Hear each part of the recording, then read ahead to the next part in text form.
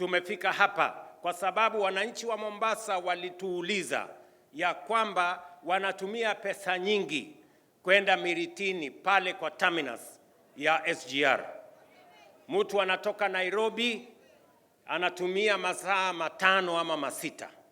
Alafu akifika hapa Mombasa terminus anatumia masaa mengine 2 kufika hapa Mombasa mainland.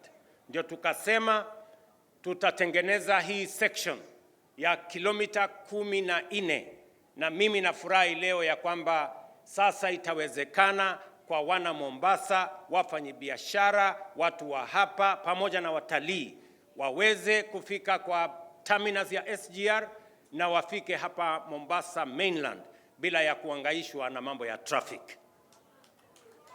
Pia ninyi kama wananchi wa Mombasa mlitueleza ya kwamba ni bei ghali, kama ni matatu 300 400, kama ni taxi ni shilingi 800 1000.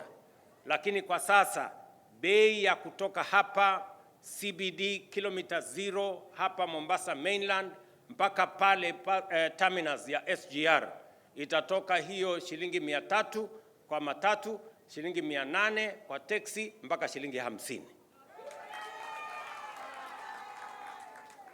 Na mimi pia nataka niwaeleze wana Mombasa ya kwamba mbali na kuunganisha sehemu hii na terminus ya SGR, vile vile nimeeleza waziri na railways waanze sasa kupanga vile tutaunganisha hapa pia na Dongo Kundu.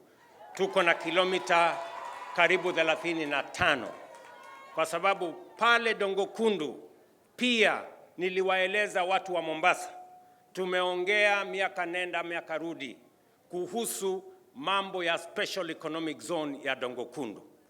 Lakini jana nilikuwa na ndugu zetu waegezaji, watu wa Afri-Exim Bank, kampuni ya Arise.